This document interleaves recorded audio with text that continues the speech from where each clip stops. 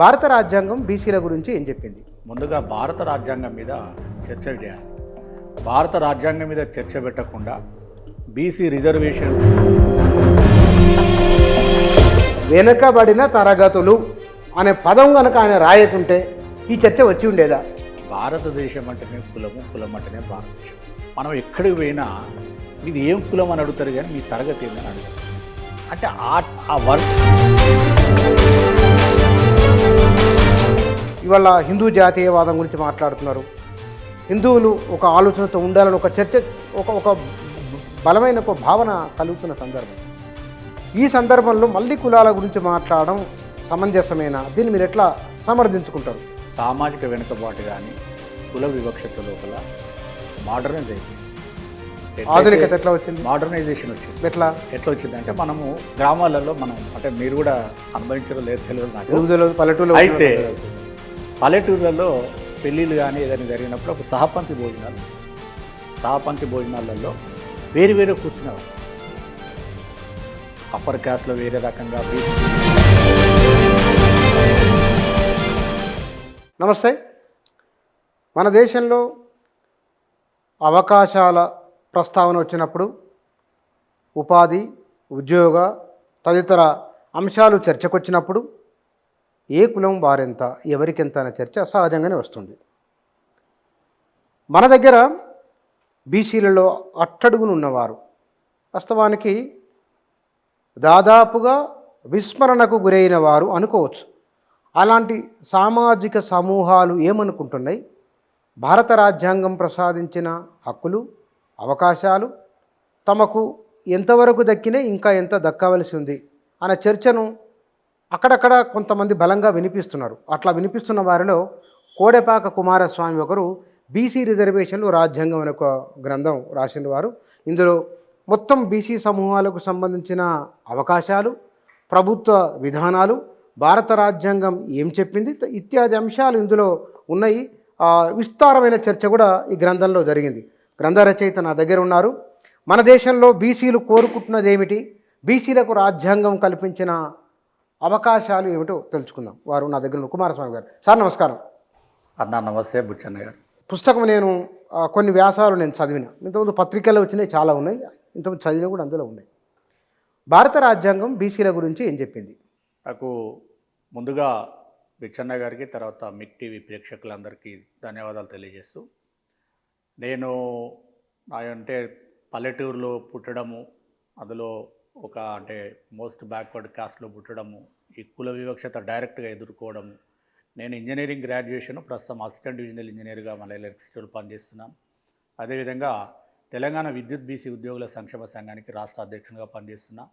దాదాపుగా 15 సంవత్సరాలుగా ఈ భారతదేశము కులము, రిజర్వేషన్లు, కుల వ్యవస్థ, ముఖ్యంగా బ్యాక్వర్డ్ క్లాసెస్ మీద, క్రిమిలేయర్ అంశం మీద, అనేక అంశాల మీద ప్రముఖ అన్ని దినపత్రికలలో మనకు ప్రచురితమైనవి. అయితే దీని మీద మనకు నా యొక్క పరిశోధనలో అంటే నేను ఎందుకంటే చిన్న స్టూడెంట్ నుంచి కూడా పబ్లిక్ మూమెంట్స్లో పనిచేయడం జరిగింది. అయితే ఈ భారత రాజ్యాంగం మీద ఒక అధ్యయనం లాగా, ఒక పరిశోధన లాగా దాదాపుగా ఒక 20 సంవత్సరాల నుంచి చదువుతూ ఉన్నాను. సీరియస్గా అధ్యయనం చేస్తున్నా. చేసిన క్రమంలో మనకు అనిపించింది ఏంటంటే బ్యాక్వర్డ్ క్లాసెస్ అంటే వెనుకబడిన తరగతులు అనగానే ముందుగా భారత రాజ్యాంగం మీద చర్చ చేయాలి. భారత రాజ్యాంగం మీద చర్చ పెట్టకుండా బీసీ రిజర్వేషన్లు లేకపోతే బీసీ హక్కుల గురించి మాట్లాడడం అనేది కరెక్ట్ కాదు. ఎందుకంటే మన దేశానికి స్వాతంత్రం వచ్చిన తర్వాత, రాజ్యాంగం అమల్లోకి వచ్చిన తర్వాత ఇటు కేంద్ర ప్రభుత్వం కానీ రాష్ట్ర ప్రభుత్వాలు కానీ రాజ్యాంగాన్ని ప్రామాణికంగా చేసి పరిపాలన చేయాల్సిన అవసరం ఉంటుంది. రాజ్యాంగానికి పరిమితులు దాటి కనుక పోయే అవకాశాలు లేవు.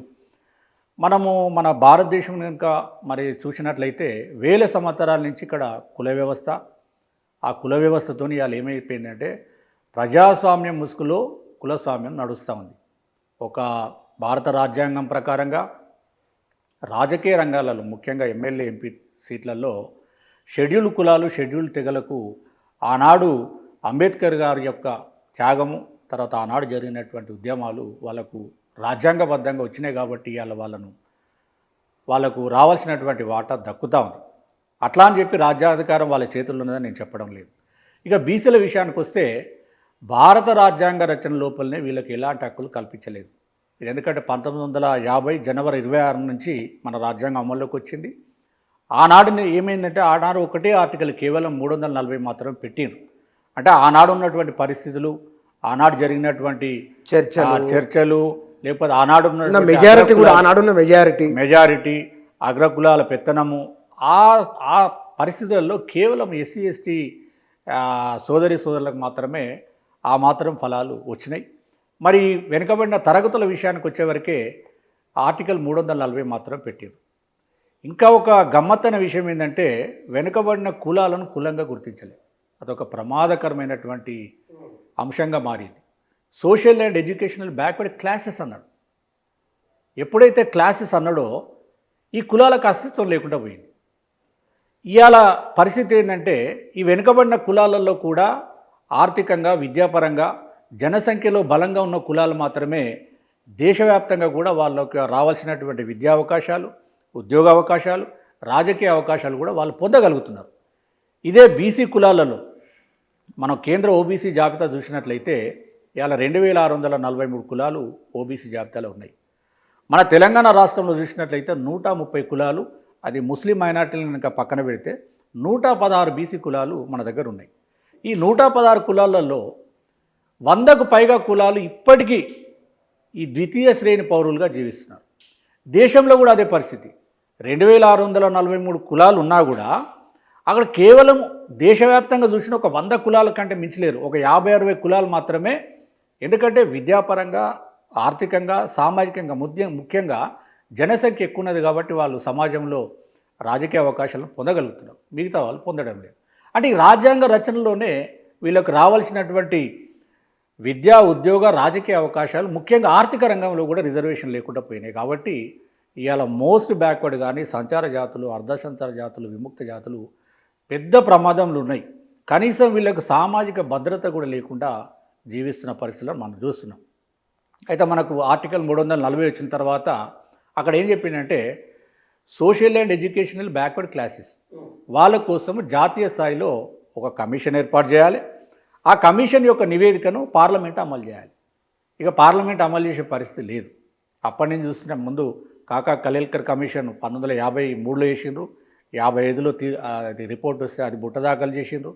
తర్వాత మండల్ కమిషన్ వచ్చింది. మండల్ కమిషన్ 1978లో వేసిండ్రు. 1980లో కమిషన్ నివేదిక ఇచ్చినా కూడా ఆ నివేదిక అమలు మనం చూసినాము. కేవలం కేంద్ర ప్రభుత్వ ఉద్యోగాలలో అది కూడా వర్గీకరణ లేకుండా 1993 నుంచి ఉద్యోగాలలో అమలు చేస్తున్నారు 27%. కేంద్రీయ విద్యా సంస్థలలో 2008 నుంచి అమలు జరుగుతూ ఉంది. అయితే భారత రాజ్యాంగంలోకి నేను ఎందుకు చెప్తున్నానంటే రాజ్యాంగం మీదనే నా యొక్క స్టడీ ఎక్కువ చేసిన. రాజ్యాంగము, బీసీ రిజర్వేషన్లు, ఎస్సీ ఎస్టీ రిజర్వేషన్లు, మైనారిటీ కమిషన్స్, ఈ రోజు వరకు ఉన్నటువంటి దాదాపు అన్ని కమిషన్ రిపోర్ట్స్ను స్టడీ చేయడం జరిగింది. ముఖ్యంగా హైకోర్టు, సుప్రీంకోర్టు తీర్పులు, ఒక మండల్ కమిషన్ జడ్జిమెంటే 750 పేజీలు ఉంటుంది. అసలు మండల్ కమిషన్ జడ్జిమెంటు 9 మంది జడ్జిల రాజ్యాంగ ధర్మాసనం ఇవాళ ఒక మైల్ స్టోన్గా మారిపోయింది. ఈ దేశానికే కాదు ప్రపంచంలో కూడా Indra Sawhney versus union of India అంటే ఫేమస్ జడ్జిమెంట్ అయిపోయింది. ఇవాళ మనకు సుప్రీంకోర్టు ఇచ్చినటువంటి ఎస్సీ వర్గీకరణ కూడా ప్రామాణికము మండల్ కమిషన్ జడ్జిమెంటే అయిందనేది మనం చెప్పుకోవచ్చు. అయితే అసలు ఈ రాజ్యాంగం ఎందుకు నేను ఇంత సీరియస్గా స్టడీ చేసినంటే నాకు ఉద్యోగం వచ్చిన తర్వాత సబ్ ఇంజనీర్గా మనకు జెన్కోలో, ఏపీ జెన్కోలో అప్పుడు జాయిన్ అయినా, కేటీపీఎస్ పాలంచలో జాయిన్ అయిన తర్వాత ఈ కాన్స్టిట్యూషన్ ఆఫ్ ఇండియా, తర్వాత మండల్ కమిషన్ జడ్జిమెంట్ దాదాపు చాలాసార్లు చదివిన. అది జరిగిన తర్వాత మనకు అది లీగల్ అవి చదవాలని ఎందుకు అనిపించింది అంత సీరియస్గా అంటే మనము డైరెక్ట్గా మా కాస్టే చాలా చిన్న కాస్ట్లో పుట్టినాము. కుల వివక్షను డైరెక్ట్గా ఎదుర్కొన్నాము. అటు దళితులు కానీ, గిరిజనులు కానీ, ఉన్న బీసీలలో అప్పర్, మిడిల్, లోయర్, తర్వాత సంచారి అందరితో కొంత మనకు సంబంధాలు ఉన్నాయి. వివక్షతను డైరెక్ట్గా ఎదుర్కొన్నా కాబట్టి ఖచ్చితంగా ఒక కొన్ని వృత్తులకు అమోఘమైన గౌరవం ఉంటే కొన్ని వృత్తులకు నీచమైన రెస్పెక్ట్ ఉంది, డిగ్నిటీ లేదు. అయితే అయినప్పటికీ మా అమ్మ నాన్న వాళ్ళు చదివించడము, కష్టపడి చదువుకోవడం, మనం అంటే ఈ రిజర్వేషన్ అనుభవించే మనం ఉపయోగించుకునే ఉద్యోగం రావడం, తర్వాత ఇదే కదా మరి మన జాతులు ఏంది, మన కథ ఏంది అనేది ఒక అధ్యయనం చేయాల్సింది. అంటే వాస్తవాలు తెలుసుకోవాలనేది ఒక కుతూహలంతో నేను స్టడీ చేసి వ్యాసాలు రాస్తున్నాను. అయితే ఇక్కడ మొట్టమొదటిసారిగా 1950లో ఇష్యూ వచ్చింది. ఇది ఏమైందంటే 1950 జనవరి 26 రోజు మనకు రాజ్యాంగం అమల్లోకి వచ్చింది. వచ్చిన తర్వాత అప్పటికే 1921లో జస్టిస్ పార్టీ మద్రాసు రాష్ట్రంలో పెద్ద ఎత్తున ఉద్యమం చేశారు. అంటే ఇప్పుడున్న ఆంధ్రప్రదేశ్ కూడా అప్పుడు మద్రాసులో కలిసి ఉండే. ఉద్యమం చేసి ఏం చేసిందంటే అక్కడ రిజర్వేషన్ల కోసం ఉద్యమం జరిగింది. జస్టిస్ పార్టీ ఆధ్వర్యంలో జరిగితే ఆనాడు ఉన్నటువంటి బ్రిటిష్ గవర్నమెంట్ కమ్యూనల్ జీవో ఇచ్చింది. ఆ కమ్యూనల్ జీవోలో ఏం చెప్పారంటే అప్పుడు మెడికల్ సీట్లలో అడ్మిషన్లలో అందరికీ రిజర్వేషన్లు. మెడికల్ సీట్లలో 14 సీట్లు ఉంటే 14 రిజర్వేషనే. దాంట్లో ఎవరికి? దళితులకు, బ్రాహ్మణులకు, ముస్లింలకు, ఆంగ్లో ఇండియన్స్కు, హిందూ బీసీలకు, అదర్ బీసీస్కి. ఈ రకంగా అసలు ఆ మద్రాసు రాష్ట్రంలో ఉన్న సమాజం అందరికీ రిజర్వేషన్లు అనమాట. ఆ జీవోను అక్కడ మద్రాసు అంటే మనకు రాజ్యాంగం అమలుకి వచ్చిన తర్వాత మద్రాసులో మద్రాసు హైకోర్టు లోపల Shrimati Champakam Dorairajan versus state of Madras వాళ్ళు ఛాలెంజ్ చేశారు. ఈ కమ్యూనల్ జీవో అమలు కాకూడదు, కమ్యూనల్ జీవో రాజ్యాంగానికి వ్యతిరేకమని చెప్పినప్పుడు అక్కడ మద్రాసు హైకోర్టు కూడా కొట్టివేసింది.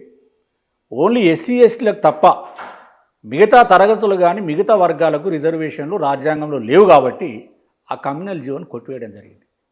ఇమీడియట్గా కమ్యూనల్ జీవో మళ్ళీ సుప్రీంకోర్టుకు వచ్చింది. వ్యాలిడిటీ ఆఫ్ కమ్యూనల్ జీవో మీద సుప్రీంకోర్టులో 5 జడ్జిల రాజ్యాంగ ధర్మాసనం ఏర్పాటు చేశారు. ఆ జడ్జిమెంట్ ఏంటంటే స్టేట్ ఆఫ్ మద్రాస్ వర్సెస్ శ్రీమతి చెంపకం దొరైరాజన్. ఆనాడు సుప్రీంకోర్టు కూడా ఇదే చెప్పింది, కమ్యూనల్ జీవోని కొట్టివేయడం జరిగింది. అప్పుడు దేశవ్యాప్తంగా ముఖ్యంగా మద్రాసు లోపల పెరియార్ రామస్వామి ఆధ్వర్యంలో పెద్ద మూమెంట్ జరిగింది. ఎందుకంటే ఈ దేశంలో ఉన్నటువంటి 50% ప్రజల యొక్క హక్కులను, పుట్టుకతో రావాల్సినటువంటి హక్కులను విస్మరించి రాజ్యాంగం రాసిండ్రు. రాజ్యాంగంలో ఎలాంటి హక్కులు లేవు, వీళ్ళకి ఖచ్చితంగా హక్కులు కావాల్సిందని ఉద్యమం జరిగినప్పుడు మొట్టమొదటి రాజ్యాంగ సవరణ 1951లో జరిగింది. అప్పుడే ఆర్టికల్ వచ్చిన ఏడాదికి మొట్టమొదటి రాజ్యాంగ సవరణ లోపల ఆర్టికల్ 15(4)ను చేర్చారు.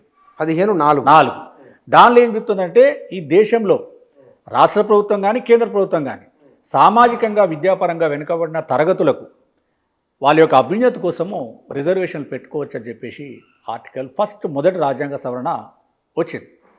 వచ్చిన తర్వాత అప్పుడు రాష్ట్ర ప్రభుత్వాలకు ఒక వెసులుబాటు వచ్చింది. వెసులుబాటు రావడం వల్ల అంటే రిజర్వేషన్లు అప్పటికి ఇంకా ఎస్సీ ఎస్టీలకే ఉన్నాయి, బీసీలకు లేకుండే. అప్పుడు బీసీలకు రిజర్వేషన్లు పెట్టడం జరిగింది. పెట్టినా కూడా దాదాపుగా మనకు 1960 నుంచి రాష్ట్ర ప్రభుత్వాలు రాష్ట్రాలు కొన్ని రాష్ట్రాలు జీవోలు ఇవ్వడము, హైకోర్టు కొట్టివేయడం జరుగుతుంది. ఎందుకు? ఇలా హిందూ సమాజంలోనే నిచ్చెనమెట్ల కుల వ్యవస్థ ఇలా హిందూయిజాన్ని మోసేవాళ్ళు, ఫ్యూచర్లో మోసేవాళ్ళు కూడా బీసీ కులాలే. కానీ వీళ్ళ కులాలకు అస్తిత్వం లేకుండా చెప్పింది రాజ్యాంగం. 1951 ఈ తొలి రాజ్యాంగ సవరణ జరిగింది. తొలి రాజ్యాంగ సవరణ జరిగిన తర్వాత అప్పుడు ఏమైందంటే ఇటు రాష్ట్ర ప్రభుత్వాలు కానీ అటు కేంద్ర ప్రభుత్వం కానీ సామాజికంగా విద్యాపరంగా వెనుకబడిన తరగతులకు రిజర్వేషన్లు పెట్టుకునే అవకాశం లభించింది. అందుకే 1952లో ఈ మొదటి బీసీ కమిషన్, జాతీయ బీసీ కమిషన్ కలెల్కర్ ఆధ్వర్యంలో వేయడం జరిగింది. అట్లనే కొన్ని రాష్ట్ర ప్రభుత్వాలు బీసీ కమిషన్లు వేయడము, కమిషన్ ద్వారా బీసీ జాబితాను లిస్ట్ చేయడము. ఆ లిస్ట్ ఎప్పుడైతే బీసీ జాబితా లిస్ట్ అవుతుందో ఇమీడియట్గా మన ఉమ్మడి రాష్ట్రంలో 1960 నుంచే రిజర్వేషన్లు బీసీల కోసం పెట్టే ప్రయత్నం జరిగింది. కానీ బీసీ జాబితా రావడము, ఎవరైతే బీసీ రిజర్వేషన్లకు యాంటీగా ఉన్నారో వాళ్ళు హైకోర్టులో కేసు వేస్తే హైకోర్టు ఏం చెప్తున్నది, అసలు బీసీ జాబితా పేరు మీద కులాల జాబితా తయారు చేస్తున్నారు, ఇది కరెక్ట్ కాదని చెప్తున్నారు. ఎందుకంటే రాజ్యాంగంలో క్లాస్ అని చెప్తుంది కదా, బీసీ జాబితా పేరు మీద కులాలను చేరుస్తున్నావు అది తప్పు అంటది. అంటే బ్యాక్వర్డ్ క్లాసెస్ కోసం అసలు క్రైటీరియా ఏ విధంగా బ్యాక్వర్డ్ క్లాసెస్ను కనుక్కోవాలనే దాని మీద ఇంకొక 20 సంవత్సరాలు 1970 దాకా దిక్కులేదు. ఇవాళ మన ఉమ్మడి రాష్ట్రంలో అనంతరామన్ కమిషన్ వేసిన తర్వాత 1968లో వేసిండ్రు, 1970లో కమిషన్ రిపోర్ట్ ఇచ్చింది. ఆ రిపోర్ట్ ప్రకారంగా బీసీలకు 4 గ్రూపులుగా వర్గీకరిస్తూ 20% రిజర్వేషన్ పెట్టిండ్రు. అక్కడ సోషల్లీ అండ్ ఎడ్యుకేషన్లో బ్యాక్వర్డ్ క్లాసెస్ అంటే సామాజిక వెనుకబాటు. వాటి ఏదైనా కులము బీసీ జాబితాలో చేరాలంటే సామాజిక వెనుకబాటు ఉండాలి, విద్యాపరమైన వెనుకబాటు ఉండాలి, రెండు ఉండాలంటే ఈ కులాలను చేర్చుడు తప్పని హైకోర్టు చెప్తున్నది. ఎందుకు అంటే ఇవాళ మనకు హిందువుల యొక్క సాంప్రదాయాలు పెళ్లి చేసుకోవాలన్నా శుభకార్యాలైనా అపశుభకార్యమైనా మంచి చెడు ఏదైనా ఎవరి చేతులు ఉన్నాయి? హిందువుల జుట్టంతా బ్రాహ్మణుల చేతిలో ఉంది. బ్రాహ్మణులు ఏది చెప్తేనే అది. బ్రాహ్మణుల యొక్క ఈ వేదాలు మంత్రాలు ఇవన్నీ హిందువులు ఫాలో అవుతున్నారు కదా. ఇలా బీసీ రిజర్వేషన్ల పరిస్థితి కూడా ఏమైపోయింది? న్యాయస్థానాల చేతులకు వెళ్ళిపోయింది. ఎందుకు? న్యాయస్థానాలు కూడా ఏం చెప్తాయి? ఇది బీసీ కోట అయ్యాలనుకుంటే ఇస్తే, లేకపోతే ఇయ్యొద్దు అనుకున్నప్పుడు ఏం చెప్తారు? రాజ్యాంగాన్ని బూచిగా చెప్తారు. ఇది నీకు కులం కాదు పోయి ఇది తరగతి అని చెప్తుంది, నువ్వు కులాలను కలుపుతున్నావు, తప్పు. దానికి అసలు బీసీ జాబితా తయారు చేయడం కోసం క్రైటీరియా ఏందో కనుక్కోమని చెప్తాడు. అయితే అందుకే మనకు మండల్ కమిషను రిపోర్టు చాలా సైంటిఫిక్గా తయారు చేశారు. అంటే సోషల్ బ్యాక్వర్డ్నెస్. అందుకే మండల్ కమిషన్ తీర్పులో కూడా న్యాయం అది సుప్రీంకోర్టు కూడా చెప్తుంది. అంటే సోషల్ బ్యాక్వర్డ్నెస్ ఎట్లా కనుక్కుంటారు భారతదేశంలో అంటే కులమే. ఆటోమేటిక్గా భారతదేశంలో సామాజిక వెనుకబాటు అనేది కులమే. తరగతి ఇక్కడ తరగతి అన్న కూడా కులమే కదా. తప్పు.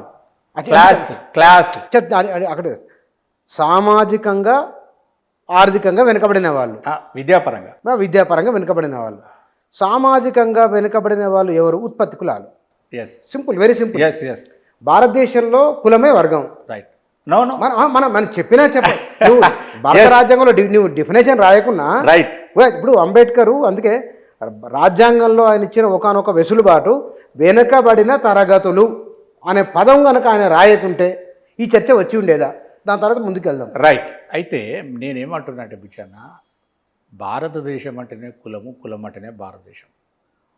మనం ఎక్కడికి పోయినా మీది ఏం కులం అని అడుగుతారు కానీ మీ తరగతి ఏందని అడగరు. అంటే ఆ వర్డ్ ఎందుకు చెప్తున్నా అంటే, నేను మండల్ కమిషన్ జడ్జిమెంట్ కనుక చదివితే క్లాసు క్యాస్ట్ అంటే ఆస్మాన్ జమీన్ ఫరక్ ఉంటుంది. ఆంగ్ల భాషలో క్యాస్టు క్లాస్ అంటే డిఫరెన్స్ ఆస్మాన్ జమీన్ ఫరక్. అసలు క్లాస్ అనగానే నీ యొక్క అస్తిత్వం వెళ్ళిపోయింది, నువ్వు కులం కాదని చెప్తున్నది. సోషల్ బ్యాక్వర్డ్నెస్ ఉండాలని చెప్తున్నప్పటికీ ఆ క్యాస్ట్ అని పెట్టకపోవడం అనేది ఎంత ప్రమాదకరంగా మారిందంటే ఇలా కులగానే ఎందుకు చేస్తలేరు అనుకుంటున్నారు? బహుశా అంటే మీరు చెప్పిన నేను అనుకోవడం ఏంటంటే, ఎస్సీలకు ఎవరున్నా సరే అంటరానిత అన్నది కామన్గా ఉంది వాళ్ళకు. వాళ్ళు మాల కావచ్చు, మాది కావచ్చు, చెమర్ కావచ్చు, జాట్ కావచ్చు, వాల్మీకి కావచ్చు. అంటే జాటవా ఉంది కదా ఒకటి, ఆ జాట్ కాదు జాటవ్. ఓకే. ఆ జాటవులు కావచ్చు, చెమర్లు కావచ్చు, మహర్ కావచ్చు, అర్వమాల కావచ్చు, ఎవరన్నా కానీ. అంటే వాళ్ళు ఎదుర్కొంటున్న కుల వివక్ష ఒకే రకంగా ఉంది కాబట్టి వీళ్ళు షెడ్యూల్డ్ క్యాస్ట్ లేదు. అయితే బీసీలో కూడా సోషల్ బ్యాక్వర్డ్నెస్ ఉంది కదా. అసలు బీసీ రిజర్వేషన్ ఎందుకు వచ్చింది? టచబిలిటీ ఉంది కదా. అవునా కూడా కులాన్ని కులంగా గుర్తిస్తే బాగుండేదని నా అభిప్రాయం. నా పరిశోధనలో తెలియదు, నా పరిశోధనలో ఏం తెలియదంటే, ఇప్పుడు ఇదే షెడ్యూల్డ్ క్లాసెస్ అన్నాడు అనుకోండి, ఎంత ప్రమాదకరంగా ఉండేది తెలుసా? ఇప్పుడు సుప్రీంకోర్టు ఏం చెప్తున్నది? క్రిమిలేయర్ ఎస్సీలో కూడా పెట్టమంటున్నది. ఇప్పుడు బీసీలకు రిజర్వేషన్, బీసీలకు కూడా క్రిమిలేయర్ ఎందుకు వచ్చింది? మండల్ కమిషన్ జడ్జిమెంట్ లోపల ఆ రోజున న్యాయమూర్తులు వాళ్ళకి, ఎందుకంటే బీసీలకు రిజర్వేషన్ ఇవ్వాలనేది పక్కా, అవును, ఇవ్వాల్సిందే. మరి ఇచ్చేటప్పుడు వీళ్ళను, అందుకే సోషల్లీ అడ్వాన్స్డ్ పర్సన్స్ అంటే క్రిమిలేయర్ సంపన్న శ్రేణి ఎవరైతున్నారో వీళ్ళను రిజర్వేషన్ని తీసివేసి రిజర్వేషన్ అమలు చేసుకోమన్నాడు మండల్ కమిషన్. కేంద్ర ప్రభుత్వం లోపల ఏం చెప్పిండు? బీసీ కోట 1990లో విపి సింగ్ ప్రధానమంత్రి ఉన్నప్పుడు 27% ఉద్యోగాలలో కేంద్ర ప్రభుత్వం తీసుకొచ్చినప్పుడు కోటాకు యాక్సెప్ట్ చేస్తూ సోషల్లీ అడ్వాన్స్డ్ పర్సన్స్ ఎవరైతే అంటే సంపన్న శ్రేణి ఉన్నారో ఈ కులాలు, ఎందుకంటే ఓబీసీ జాబితాలో కులాలను చేరుస్తున్నావు కదా. అవును. ఈ కులాలలో సామాజికంగా వృద్ధి చెందిన వాళ్ళను ఆ రిజర్వేషన్ నుంచి తీసివేసి అమలు చేసుకోమని చెప్పింది. అందుకే క్రిమిలేయర్ ఇష్యూ వచ్చింది. అయితే నేనేమంటున్నా అంటే, అదే సోషల్ అండ్ ఎడ్యుకేషన్లో బ్యాక్వర్డ్ క్యాస్ట్గా ఉంటే వీళ్ళకి క్రిమిలేయర్ సమస్య కానీ జనాభా లెక్కలలో కుల గణన చేయకపోవడం ఇలాంటి సమస్యలకు అన్నిటికీ పరిష్కారం లభించేది అనేది నా యొక్క అభిప్రాయం. మళ్ళీ ఇంకొకటి నా ప్రశ్న ఏంటంటే, భారత రాజ్యాంగము అంటరానితనాన్ని నిషేధించింది. ఆర్టికల్ 17 ఈ దేశంలో అంటరానితనము నిషేధించింది. మరి కులాన్ని ఎందుకు నిషేధించలేదు? మన అల్టిమేట్ గోల్ ఏంది? భారతదేశంలో కుల నిర్మూలన జరగాలి, సమాజం స్థాపించాలి, సమాజం రావాలి, కుల నిర్మూలన జరగాలి. కుల నిర్మూలన జరగాలన్నప్పుడు కులాన్ని ఎందుకు నిషేధించలేదు రాజ్యాంగంలో? ఇప్పటికైనా పాలకులు ఆర్టికల్ 17 ప్రకారంగా అంటరానితనం నిషేధించారు కదా. ఇంకొక సవరణ ద్వారా ఆర్టికల్ 17A 17Aని చేర్చి అబాలిషన్ ఆఫ్ కాస్ట్ సిస్టమ్ అంటే ఎంత బాగుంటుంది. అంటే కులాన్ని నిర్మించకుండా, కులాన్ని నిర్మూలించకుండా, కులాన్ని నిషేధించకుండా అసలు ఈ కుల నిర్మూలన సాధ్యమవుతుందా? ఎందుకు 75 సంవత్సరాలలో సాధ్యం కాదు. ఎందుకు జరగలేదు అనుకుంటున్నారు? అది ఇప్పుడు సిస్టమ్ వ్యవస్థే కుల వ్యవస్థ. కుల వ్యవస్థ లోపల రాను రానిక కుల వ్యవస్థ బలంగా అయిపోతుంది, కానీ కుల నిర్మూలన జరగడం లేదు, కులాంతర వివాహాలు జరగడం లేదు. ఎందుకు జరగడం లేదంటే సమాజమే అట్లా తయారైంది. అంటే మనందరం దానిలో మనందరి బాధ్యత ఉంది, లేదనడం లేదు. అందరూ అంటే మనం రాజ్యాంగము మన దేశం కోసం, మన అందరి కోసం రాసుకున్నప్పుడు కుల నిర్మూలన కూడా, కులాన్ని కూడా నిషేధిస్తే బాగుంటుంది. ఈ మధ్యకాలంలో మనం అమెరికాలో చూసినాం కదా, ఒక రాష్ట్రంలో ఇక్కడ ఈ కుల పిచ్చులంతా ఆడ జమ అయిపోయి ఆడ కుల సంఘాలు పెట్టి ఆడ కుల కథలు నడుపుతున్నారని ఇప్పుడే పసిగట్టి చేయాల్సి వచ్చింది. ఇప్పుడే అక్కడ పసిగట్టి కులాన్ని నిషేధించింది. మన దగ్గర కూడా అది జరగాల్సి. అంబేద్కర్ చెప్పిండు కదా, భారతీయులు ఈ దేశం దాటిపోతే కుల సమస్య ప్రపంచ సమస్య అవుతుంది అన్నారు ఆయన. ఇప్పుడు ఇంగ్లాండ్లో, అమెరికాలో. రైట్. అయితే ఇక్కడ ఏమైందంటే మన రాష్ట్ర ప్రభుత్వాల విషయానికి వస్తే 1970లోనే మనకు అనంతరామన్ కమిషన్ రిపోర్ట్ ఇక్కడ రావడం జరిగింది. వచ్చిన తర్వాత ఈ బీసీలను కూడా 4 గ్రూపులుగా వర్గీకరించి ఆనాడే అసలు నిజంగా కూడా అనంతరామన్ కమిషన్ ఆ రోజున సభ్యులకు నిజంగా దండం పెట్టాలి. వాళ్ళు ఉమ్మడిగా పెట్టలే. ఇక్కడ group A, group B, group C, group డిగా పెట్టడం వల్ల అట్టడుగు కులాలకు కూడా కొన్ని అవకాశాలు విద్యా ఉద్యోగాలలో రాష్ట్ర ప్రభుత్వ లెవెల్ లోపల వాళ్ళకి అందుతున్నాయి. ఇప్పుడు కేంద్ర ప్రభుత్వంలో జస్టిస్ రోహిణి కమిషన్ వేసినారు ఓబీసీ వర్గీకరణ కోసం. ఇంకా రిపోర్ట్ సబ్మిట్ చేసినారు, కానీ ఇంకా దాన్ని రిపోర్ట్ అమలులోకి రాలేదు. ఇట్లా మనకు వెనుకబడిన కులాలకు సంబంధించినటువంటి అంశాల మీద అనేక అధ్యయనాలు చేసి నేను ఈ క్యాస్ట్ అనేది నాకు ఎప్పుడు అంటే నేను 24 ఇయర్స్లో నాకు అంతకుముందు కాన్స్టిట్యూషన్ తెలియదు. మేము ఎందుకంటే ఇంజనీరింగ్ చదువుకున్నాం కాబట్టి సమాజం మీద అవగాహన ఉంది, రాజ్యాంగం మీద నాకు అవగాహన అంటే చదవలేదు ఎప్పుడు. 24-25 సంవత్సరాలకు నేను రాజ్యాంగాన్ని చాలా దగ్గర పెట్టుకొని చదవడం జరిగింది. డిక్షనరీ కూడా అప్పుడు ఈ గూగుల్ కానీ ఇంటర్నెట్ ఇవన్నీ లేకుండే, లీగల్ డిక్షనరీ దగ్గర పెట్టుకొని చదవడం జరిగింది. నాకు చాలా బ్రెయిన్ టచ్ అయిపోయింది. ఎందుకంటే మండల్ కమిషన్ తీర్పును కనుక ప్రతి ఒక్క బీసీ విద్యార్థి కానీ, బీసీ మేధావులు, కుల సంఘాలు నడిపేటోళ్ళు అందరూ కూడా మండల్ కమిషన్ జడ్జిమెంట్ తప్పకుండా చదవాలి. ఒక్కసారి కాదు, ఒక 10 సార్లు చదవాలి, లేకపోతే అర్థం కాదు. అంటే ఈ ఆంగ్ల భాషలో ఉన్న ఒక్క పదంతోని బీసీల యొక్క అస్తిత్వం లేకుండా చేయడం వల్ల ఏమవుతుంది? ఇలా వెనుకబడిన కులాలలో మనం బీసీ కులాలను 4 వర్గాలు వర్గీకరించవచ్చు. ఒకటి అప్పర్ బీసీలు, ఇంకొకటి మిడిల్ బీసీలు, ఇంకొకటి లోయర్ బీసీలు, కింద సంచార జాతులు, అర్ధ సంచార జాతులు, విముక్త జాతులు వీళ్ళున్నారు. అయితే వీళ్ళ విషయానికి వస్తే మనం అప్పర్ బీసీలలో ఏమవుతుంది? సామాజిక వెనుకబాటు ఉంది, విద్యాపరమైన వెనుకబాటు ఉన్నా కూడా వాళ్ళు కొంత ఆర్థికంగా బలంగా ఉన్నారు. సమాజంలో డామినేటెడ్ అంటే జనసంఖ్య ఎక్కువ ఉంది కాబట్టి వాళ్ళు ఇవన్నీ ఓవర్కమ్ చేస్తున్నారు. ఇంకా కింద వాళ్ళు అతి ఘోరమైన పరిస్థితుల్లో, ఎందుకంటే ఇప్పుడు ఎస్సీ ఎస్టీలకేమో విద్యా ఉద్యోగ రాజకీయ రంగాలలో, తర్వాత ఆర్థిక రంగంలో కూడా రిజర్వేషన్లు వస్తున్నాయి. అంటే ఆర్థిక రంగంలో కూడా ఎంత బడ్జెట్ రావాలి, స్టూడెంట్స్కి స్కాలర్షిప్స్ కానీ అన్నీ వస్తున్నాయి. కానీ బీసీ కులాలకు వచ్చేవరకు రావడం లేదు. కనీసం ప్రభుత్వాలు అందరికీ కాకపోయినా కింద బీసీల కన్నా 100% రియంబర్స్మెంట్ ఇట్లాంటివి చేస్తే బాగుండేది. ఇంకా నాకు అర్థమైంది, నాకు ఇంకో గమ్మత్తైన విషయం ఏమర్థమైంది అంటే భారత రాజ్యాంగం యొక్క పీఠిక ఉంటుంది, ప్రియాంబుల్ ఆఫ్ ద కాన్స్టిట్యూషన్. పీఠికలో జస్టిస్ అనే అంశం ఒకటి ఉంటుంది. Justice, opportunity, equality, liberty. Justice, equality, liberty, ఈ 3 అంశాల మీదనే ప్రియాంబుల్ ఆఫ్ ద కాన్స్టిట్యూషన్ ఉంటుంది. జస్టిస్ అనే దాంట్లో ఏముంటుంది?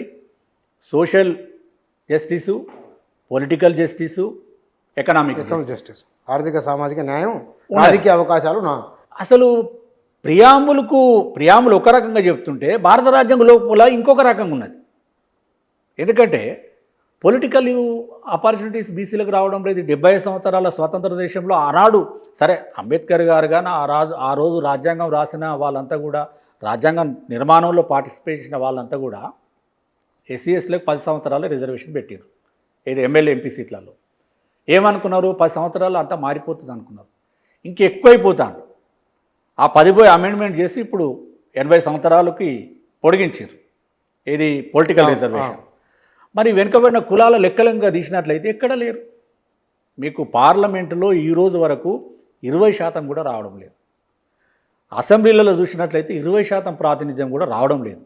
ఆ వచ్చే 20% మంది కూడా ఎవరు? అప్పర్ బీసీలే వస్తున్నారు. ఎందుకు? ఇలా పొలిటికల్ పార్టీలు ఎవరి చేతుల్లో ఉన్నాయి? వాళ్ళ చేతుల్లో ఉన్నాయి. అగ్రకుల వాళ్ళ చేతులలో ఉన్నాయి. పొలిటికల్ పార్టీలు ఎమ్మెల్యే టికెట్ ఇవ్వాలన్నా, ఎంపీ టికెట్ ఇవ్వాలన్నా ఏం చెప్తున్నారు? గెలుపు గుర్రాలు అనేది ఒక ట్యాగ్ తగిలిస్తారు. గెలుపు గుర్రం ఏంటిది? కులము, డబ్బు, క్వాలిఫికేషన్. మనం ఏదైనా ఎగ్జామ్ రాయాలనుకోండి, పలానా పోస్టుకు డిగ్రీ అర్హత ఉండాలి, ఎగ్జామ్ రాయాలి, రిటర్న్ టెస్ట్లో మెరిట్ ప్రకారంగా వస్తారు. ఇక్కడ మెరిట్ ఏం పెట్టిండ్రు వీళ్ళు? అన్అఫిషియల్గా కాస్టు, మనీ. ఇవి పెట్టడం వల్ల ఎంతోమందికి అవకాశం రావడం లేదు. అయితే ఇలా రాజ్యాంగంలో ఉన్నటువంటి లోపాలు, లొసుగులు హైకోర్టు, సుప్రీంకోర్టు వాళ్ళ న్యాయమూర్తులకు వాళ్ళ తీర్పులు చెప్పేదానిలో ఇవి సాకుగా చూపి చెప్తా ఉన్నారు. ఇప్పుడు కులగణన ఎందుకు చేస్తలేరు అనుకుంటున్నారు? కులగణన చేయరు. ఎందుకంటే నీ కులంగా చెప్పట్లే రాజ్యాంగం, తరగతిగా చెప్తున్నది. ఆ ఒక్క పదము ఈ బీసీ కులాలలో అప్పర్ బీసీలకు పర్వాలేదు, కింది వాళ్ళు ఘోరమైన పరిస్థితి, అసలు మన కులమే అస్తిత్వం లేకుండా అయిపోయింది. పరిష్కారం ఏంటంటారు? రాజ్యాంగ సవరణ. ఒకటి, వెనుకబడిన కులాలు వీళ్ళ ఓట్లు వీళ్ళు వేసుకొని అధికారంలో రావాలి. ఒకటి, కులాంతర వివాహాలు సపోర్ట్ చేయాలి, ఎంకరేజ్ చేయాలి. ఇంకొకటి, లేదా రాజ్యాంగ సవరణ జరగాలి. అదర్వైజ్ మనం అనుకున్నటువంటి preamble of the constitution satisfy అయ్యే అవకాశాలు లేవు.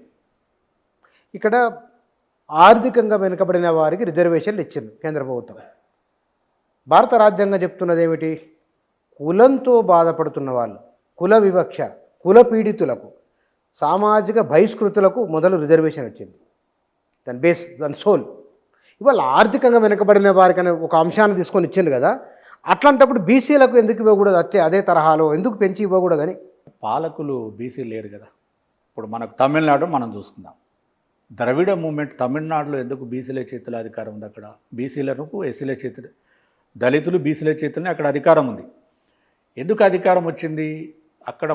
అసలు మీకు 1947లో పెరియార్ రామస్వామి భారత రాజ్యాంగాన్ని ఒక 10,000 కాపీలను మద్రాసులో కాలబెట్టడం జరిగింది. పెద్ద ప్రొసెషన్ తీసి కాలబెట్టడం జరిగింది. వారు చెప్పింది కూడా ఇదే, భారత రాజ్యాంగంలో ఈ దేశంలో సామాజికంగా వెనుకబడ్డ కులాలకు న్యాయం జరగలేదు, పైగా కులాన్ని నిషేధించలేదు. ఇవాళ ఇప్పుడు నేను చెప్తున్న పాయింటే వారు చెప్పడం జరిగింది. అందుకే రాజ్యాంగాన్ని కాల్చివేసి 6 నెలలు జైలుకు కూడా పోయి రావడం జరిగింది ఆయన అప్పట్లో 1957లో. అంటే రాజ్యాంగంలో ఒక వివక్షత, అంటే ఈ వెనుకబడిన కులాలను ఒక కుట్రపూరితంగా వీళ్ళకి రావాల్సినటువంటి విద్య, ఉద్యోగ, రాజకీయ, ఆర్థిక వాటాను కొల్లగొట్టడం కోసం వీళ్ళకి రాకుండా చేసిరు అనేది నా యొక్క అభిప్రాయం. కానీ ఇక్కడ సమాజంలో చాలా మార్పు వచ్చింది. కులాల మనం ఎంత లేదనుకున్నా 70 ఏళ్ళ కింద ఉన్నట్లు ఇవాళ లేము. ప్రజల ఆలోచనలో కూడా మార్పు వచ్చింది. మనం నెగిటివ్ షేడ్ ఎక్కువ చూస్తాం కానీ పాజిటివ్ షేడ్ చూడట్లేదు. ఇవాళ హిందూ జాతీయవాదం గురించి మాట్లాడుతున్నారు. హిందువులు ఒక ఆలోచనతో ఉండాలని ఒక చర్చ, ఒక బలమైన ఒక భావన కలుగుతున్న సందర్భం. ఈ సందర్భంలో మళ్ళీ కులాల గురించి మాట్లాడడం సమంజసమేనా? దీన్ని మీరు ఎట్లా సమర్థించుకుంటారు? మీకు సామాజిక వెనుకబాటు కానీ కుల వివక్షత లోపల మోడర్నైజ్ అయిపోయింది. ఆధునికత ఎట్లా వచ్చింది? మోడర్నైజేషన్ వచ్చింది. ఎట్లా వచ్చింది అంటే, మనము గ్రామాలలో మనం, అంటే మీరు కూడా అనుభవించడం లేదు తెలియదు నాకు, పల్లెటూరు. అయితే పల్లెటూర్లలో పెళ్ళిళ్ళు కానీ ఏదైనా జరిగినప్పుడు అప్పుడు సహపంక్తి భోజనాలు ఉండేవి. సహపంక్తి భోజనాలలో వేరు వేరే కూర్చునేవాళ్ళు. అప్పర్ క్యాస్ట్లో వేరే రకంగా, బీసీలలో అయితే అందరు కలిసి కూర్చునేటోళ్ళు, లేకపోతే ఇంకా దళితులను అయితే వచ్చిన రానిచ్చేవాళ్ళు కాదు. ఇప్పుడు ఈ బఫెట్ సిస్టమ్ వచ్చింది. అప్పుడు సహపంక్తి భోజనాలు. అవును. ఇప్పుడు ఏమొచ్చింది? బఫెట్ సిస్టమ్ వచ్చింది. అందరం కలిసే నిలబడి తింటారు. కానీ వివక్షత కూడా మోడర్నైజ్ అయిపోయింది, మారిపోయింది. అక్కడనేమో అసలు నేను నిజంగా ఒక రకంగా నాకు అనిపిస్తుంది, అప్పుడే బాగుండేమో అనిపిస్తుంది. అప్పుడు మనోడెవడో మందేవుడెవడో మనకు తెలిసిపోయేది ఈజీగా. ఇప్పుడు ఏం తెలిసిపోతలేదు. నీకు సపోజ్ మీరు కాంటెస్ట్ చేస్తున్నారు అనుకోండి, మీరు కోట్లు వేయరు అంతే. అప్పుడు దూరం పెట్టేటోళ్ళు, కాస్ట్ పేరు మీద దూరం పెట్టేవాళ్ళు. ఇప్పుడేం చేస్తారంటే కాస్ట్ పేరు మీద ప్రాక్టికల్గా చూపిస్తారు. అంటే ఆ వివక్షత బఫే పద్ధతులు సిస్టమ్ వచ్చినాక ఎవరిని మోడర్నైజ్ అయిపోయింది. ఎవరిని కూడా ఎవరో తినొచ్చు వెళ్ళిపోవచ్చు, ఎవరేం పట్టించుకోరు కదా. ఇప్పుడు కుల వివక్షత కానీ కుల వెనుక ఇవన్నీ మోడర్నైజ్ అయిపోయినాయి. మనం ఏమనుకుంటున్నామంటే మారిపోయింది, సమాజం మారిపోయింది, ఇప్పుడు కూడా ఇంకా చూస్తామని అంటున్నాం.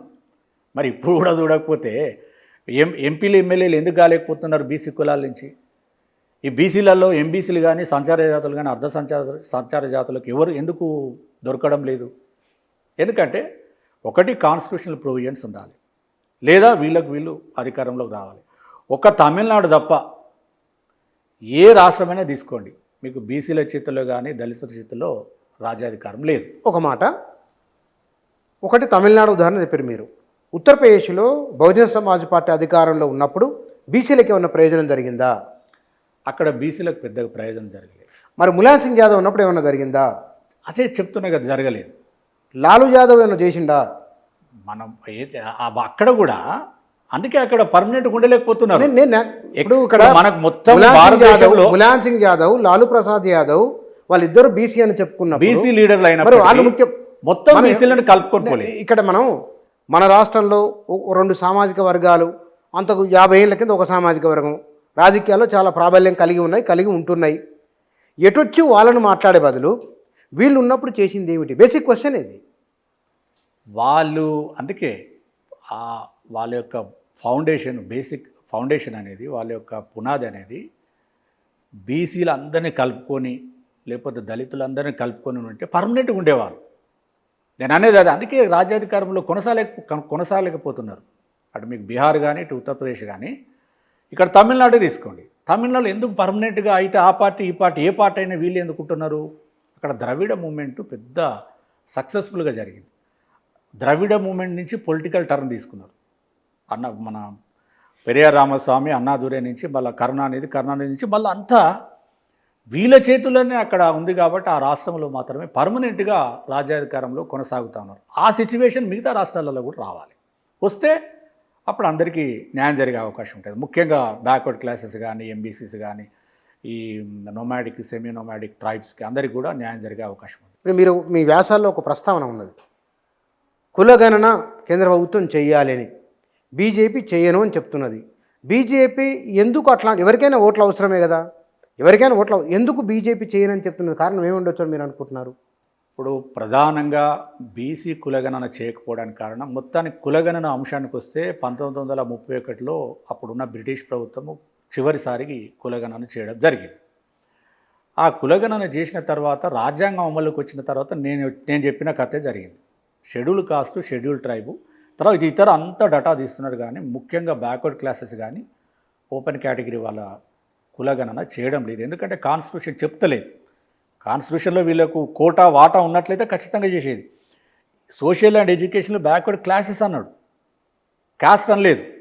అందువల్ల వీళ్ళకి అసలు ఎలాంటి కోటా లేదు కాబట్టి చేయలేదు. ఈ కులగణన జనాభా లెక్కలు చేయాలంటే మొదట మనకు కామన్ లిస్ట్లో ఉంటుంది. ఇది షెడ్యూల్లో మనకు కాన్స్టిట్యూషన్లో ఒక ఇది సెంట్రల్ లిస్ట్లో ఉంటుంది. తర్వాత సెన్సస్ యాక్ట్ 1949 ప్రకారంగా కేంద్ర ప్రభుత్వం మాత్రమే కులగణన చేయాలి, రాష్ట్ర ప్రభుత్వాలకు అధికారం లేదు. గతంలో చాలా ఇప్పుడు ఒక బీహార్లో ఒకటి సక్సెస్ఫుల్గా కులగణన చేసేది, కానీ అది పబ్లిష్ కూడా చేసిర్రు. అక్కడ విద్యా ఉద్యోగాలలో రిజర్వేషన్లు పెంచినా కూడా అక్కడ ఇప్పుడు హైకోర్టు కొట్టివేయడం జరిగి, ఇప్పుడు ప్రస్తుతం సుప్రీంకోర్టులో కొంచెం టెక్నికల్ సమస్యతో కొట్టివేయడం జరిగింది. కేంద్ర ప్రభుత్వం ఎందుకు చేస్తలేరంటే, ముఖ్యంగా మనకు వాళ్ళు చేయకపోవడానికి కారణం ఏంటంటే, మనకు ఈ స్థానిక సంస్థలకు సంబంధించినటువంటిది ఒక ప్రధాన అంశం. ఈ అంశం వచ్చినప్పుడు మొన్న 2021లో ఈ Vikas Kishan Rao Gawali versus state of Maharashtra కేసులో మనకు లోకల్ బాడీ ఇష్యూస్ వేరే, మళ్ళీ దీని కథ వేరుంది. ఈ ఇష్యూలో సుప్రీంకోర్టులో మనకు కేంద్ర ప్రభుత్వం నుంచి ఒక అఫిడవిట్ దాఖలు చేసి ఏం చేసిందంటే, విచిత్రమైన అఫిడవిట్ ఏంటంటే, ఇది కులగణన డిమాండు 2010లో 2009లో ప్రధానంగా వచ్చేసింది.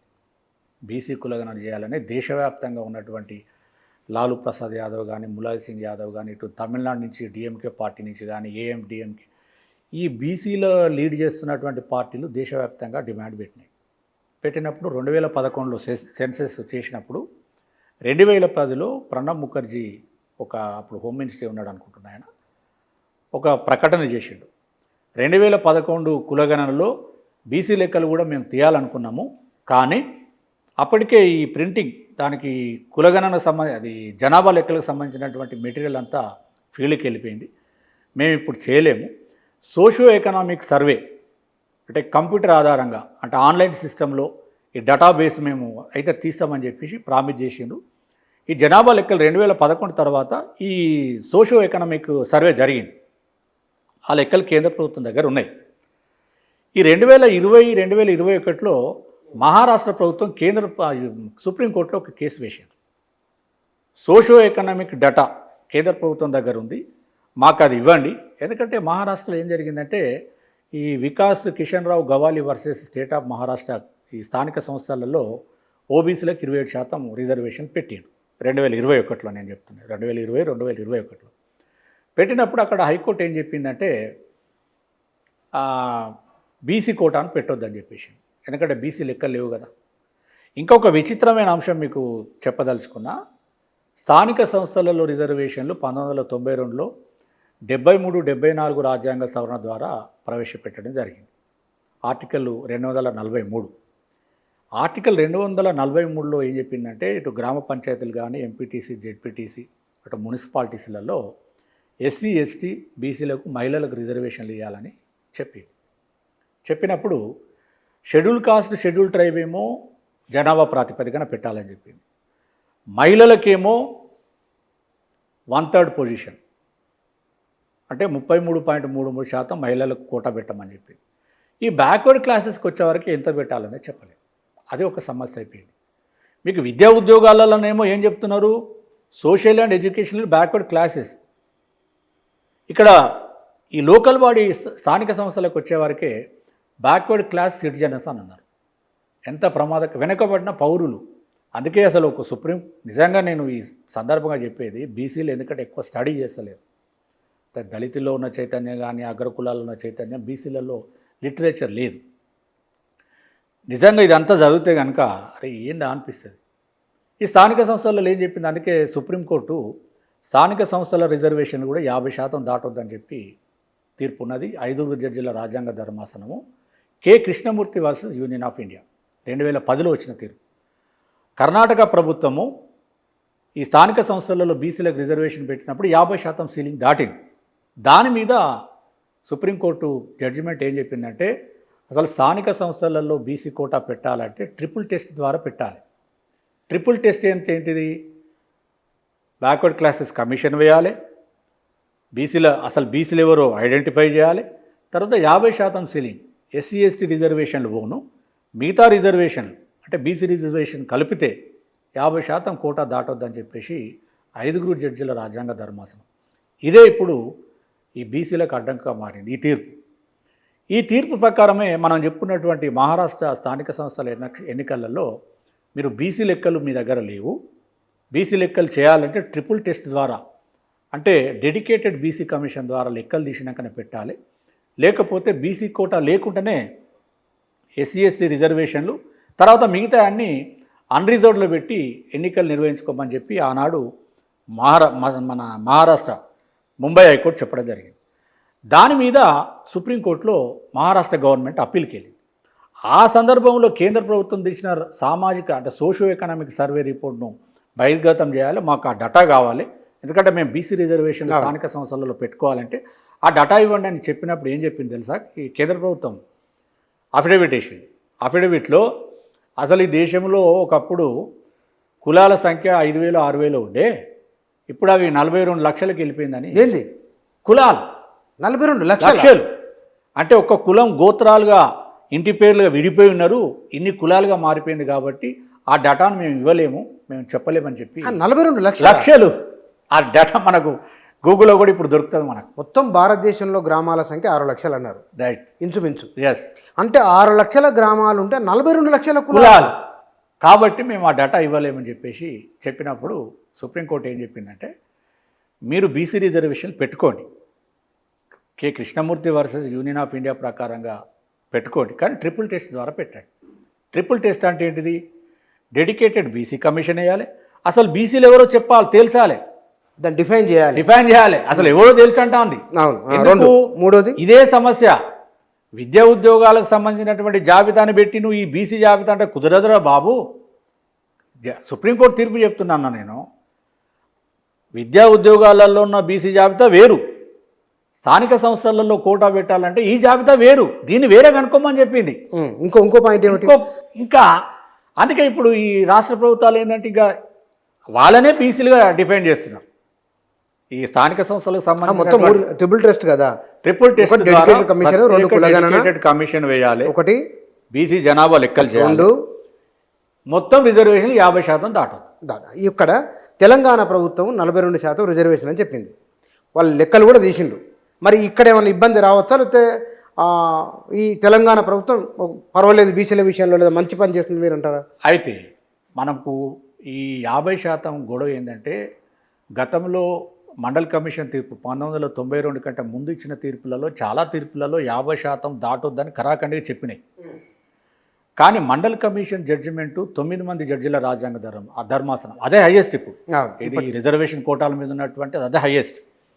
ఆ బెంచ్ చెప్పింది ఏంటంటే 50% సీలింగ్ దాటొద్దు, కానీ ప్రత్యేకమైన పరిస్థితులుండి ఆమోదించదగినటువంటి లెక్కలు క్వాంటిఫిబుల్ డేటా ఉన్నట్లయితే 50% కూడా దాటొచ్చు అని చెప్పింది. కానీ ఇలా రాష్ట్ర ప్రభుత్వాల మీద ఉన్నటువంటి ప్రధాన ఈ బాధ్యత ఏంటంటే కోర్టులను ఒప్పించగలగాలి. ఇలా 42% కామారెడ్డి డిక్లరేషన్ కానీ ఇప్పుడు కాంగ్రెస్ ప్రభుత్వం వచ్చినటువంటి అధికారంలోకి వచ్చింది 42% కూడా వర్గీకరణ ద్వారా అమలు చేస్తున్నారు.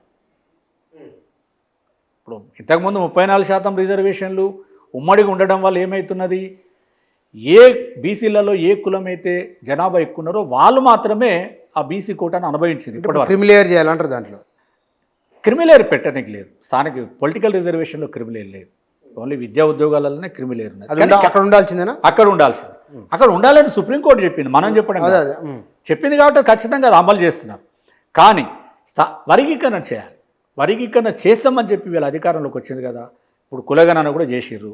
సరే, అది చాలా బీసీల నుంచి వ్యతిరేకత ఉన్నది, అంటే తక్కువ చూపిస్తున్నారు, ఎక్కువ ఏ చూసినా 50% అవుతున్నారు కదా. ముస్లింలతో కలిపి 56% అంటున్నారు. అంటే ఎంత లేదనుకున్నా 60% ఉంటారు. అంటే ఒరిజినల్ హిందూ బీసీలు 50% ఉంటారు పక్కా. అది మండల్ కమిషన్ తీర్పు ప్రకారం మండల్ కమిషన్ రిపోర్టే 52% చెప్తుంది. బీసీలు ఎక్కువ ఉంటారు. 50% పక్కా ఉంటారు. ఏ రకంగా లెక్క చేసినా చేయకుండా 50% ఉంటారు. ఈరోజు కాంగ్రెస్ 50కి ఎక్కువనే ఉంటారు. అయితే కాంగ్రెస్ ప్రభుత్వం మీద ఉన్నటువంటి బాధ్యత ఏంటంటే ట్రిపుల్ టెస్ట్ ద్వారానే వాళ్ళు కోర్టు చెప్పిన ప్రకారంగా వెళ్తున్నారు. వాళ్ళు ఒక వయోలేట్ అవుతున్నది ఏది, ఒక 50% దాటుతుంది. ఇప్పుడు ఉన్నటువంటి ఎస్సీ 15%, ఎస్టీ 6%, ఎస్టీ ఇప్పుడు 10% ఉంది. అంటే లోకల్ బాడీస్లో కూడా 6% ఉంది. అంటే విద్యా ఉద్యోగాలలో 10% పెట్టింది షెడ్యూల్ ట్రైబ్కు. అంటే 21%. 21% ఇప్పుడు 42% పెట్టింది అనుకోండి, అప్పుడు ఎంత అవుతుంది, 63కి వెళ్ళిపోతుంది. 42 + 21, 63% కోర్టులలో నెగ్గాలంటే వీళ్ళు పర్ఫెక్ట్ డేటాను చూపించగలగాలి. వర్గీకరణ ద్వారా పెట్టడం జరిగింది.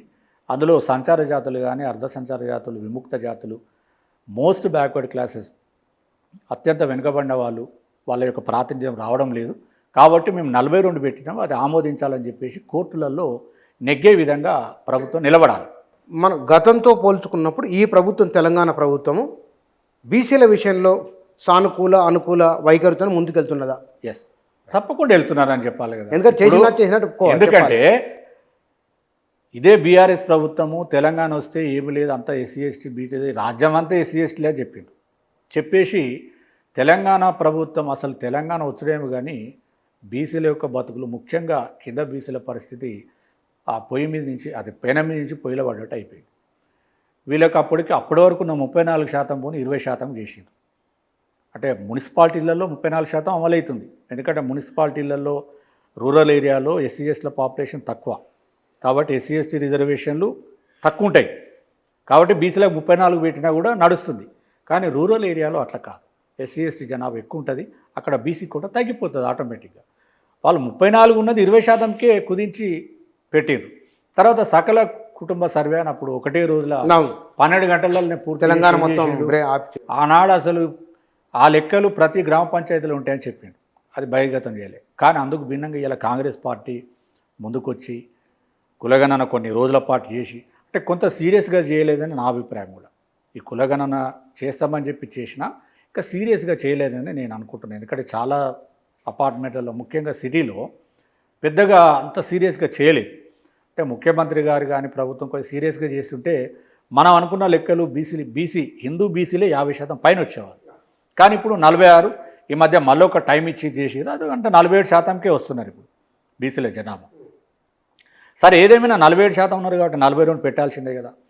పెట్టే దాంట్లో సీరియస్గా ఇలా ప్రభుత్వం కనుక కోర్టులలో ఎవరైనా ఖచ్చితంగా వీళ్ళు ఇప్పుడు అమెండ్మెంట్ ఎలా చేస్తారో చూడాలి. ఎందుకంటే ఇప్పుడు ఈ రాబోయే అసెంబ్లీ సమావేశాలలో ఎస్సీ వర్గీకరణ బిల్లు, బీసీలకు కూడా 2 బిల్లులు పెడతా అంటున్నారు. మళ్ళీ విచిత్రం అనిపిస్తుంది. స్థానిక సంస్థలకు సంబంధించినటువంటి 42% పెట్టండి, ఓకే. విద్యా ఉద్యోగాలలో 42% పెడతా అంటున్నారు. విద్యా ఉద్యోగాలలో బీసీ కోటా పెంచాలన్నా తగ్గియాలన్నా ఏదైనా బీసీ కులాలను చేర్చాలన్నా తీసివేయాలన్నా బీసీ కమిషన్కి అధికారం ఉంటుంది. ఇప్పుడు చైర్మన్ గౌరవనీయులు నిరంజన్ గారి ఆధ్వర్యంలో కమిషన్ ఉంది కదా, ఆ కమిషన్ రికమెండ్ చేయాలి. మరి వాళ్ళ రికమెండేషన్ లేకుండానే ఈ 2 చట్టాలు తెస్తున్నారు. ఎట్లా తెస్తున్నారు మనకు అర్థం అవుతుంది. బయటకు వచ్చినాక తెలుస్తుంది. గతంలో మురళీధర్రావు కమిషనే రిపోర్ట్ అప్పుడు 46% రిజర్వేషన్లు కొట్టివేయడం జరిగింది కదా. బీసీలలో మరీ కిందున్న వారికి ప్రయోజనం చేకూరాలంటే ఏం చేయాలి? 1-2 మాటలు. ఇవాళ దేశంలో కానీ మనం కేంద్ర ప్రభుత్వాన్ని కనుక చూసినట్లయితే బీజేపీ పార్టీ వాళ్ళు ఒక మంచి ఆలోచనతో 2017లో జస్టిస్ రోహిణి కమిషన్ వేసిండు. కమిషన్ రిపోర్టు 2023లోనే కేంద్ర ప్రభుత్వానికి సమర్పించింది. ఆ రిపోర్ట్ని ఇమీడియట్గా అమలు చేయాలి. అప్పుడే కేంద్రీయ విద్యా ఉద్యోగాలలో ఫలాలు అందుకొని కులాలు, ఎందుకంటే ఆనాడు చాలా కులాలు, ఒక 1000కి పైగా కులాలు ఇప్పటివరకు కేంద్ర ప్రభుత్వంలో సింగిల్ అటెండర్ ఉద్యోగం కూడా రాలేదని ఆ మధ్య మనం మీడియాలో కూడా చూసినాం. చేయాలి. తర్వాత రాష్ట్ర ప్రభుత్వంలో ఈ పెట్టబోయే స్థానిక సంస్థల కోటా కూడా వర్గీకరణ ద్వారా పెట్టాలి ఒకటి. తర్వాత మోస్ట్ బ్యాక్వర్డ్, తర్వాత సంచార జాతులు, అర్ధ సంచార జాతులు, విముక్త జాతులకు సంబంధించినటువంటి పిల్లల యొక్క స్కాలర్షిప్స్ 100% పే చేయాలి. ఇప్పుడు ఎందుకంటే వాళ్ళకి లిమిట్ ఉంది, 36,000కు మించి ఇవ్వడం లేదు. అది కూడా ఇంకా ఈ మధ్య చాలామంది పిల్లలు ఇప్పుడు దాదాపు ఒక 2-3 సంవత్సరాల నుంచి పెండింగ్ ఉన్నాయని చెప్తున్నారు. వాళ్ళకు ప్రత్యేకంగా ఆర్థికంగా పూర్తి సహకారం అందించాలి. ప్రత్యేక విద్యా విధానం అంటే ఎడ్యుకేషనల్ ఇన్స్టిట్యూషన్స్ పెట్టి వాళ్ళకు అప్లిఫ్ట్ చేయాల్సినటువంటి అవసరం ఉంది. అప్పుడే వాళ్ళు కొంచెం ఇంకా పై స్ట్రీమ్కి వస్తారు. అంటే ఉన్న బీసీలలో కూడా కొంచెం వాళ్ళ పైకి వచ్చే అవకాశం ఉంది. లేకపోతే వాళ్ళు అట్లనే ఉంటారు. ఇంకొకటి అట్రాసిటీ యాక్ట్, ఎందుకంటే ఇప్పుడు బీసీలలో తక్కువ జనసంఖ్య కలిగి ఉండి ఈ కులవృత్తులు చేసేటోళ్ళు కానీ, సంచార జాతులు కానీ, అర్ధ సంచార జాతులు ఈ అట్రాసిటీస్ ఫేస్ చేస్తున్నారు. వాళ్ళ కోసం కూడా ప్రత్యేకంగా ఒక చట్టాన్ని తేవలసినటువంటి అవసరం. Right, thank you sir. బీసీలకు కావాల్సింది ఏమిటి? రాజకీయ పార్టీలు బీసీల గురించి ఎట్లా ఆలోచన చేస్తున్నాయి, ఎట్లా చేయాలి? బీసీలు కూడా తమ గురించి తాము తెలుసుకోవాల్సిన విషయాలు ఏమేమి ఉన్నాయి, వారి అభివృద్ధి కోసం ఎట్లా ముందుకు వెళ్ళాలి, తదితర అంశాలకు సంబంధించి వారు రాసిన పుస్తకంలోని చాలా విషయాలు ఉన్నాయి. తో పాటుగా వారి అభిప్రాయాలు బీసీ సమూహం పైన ఇవి. Thank you.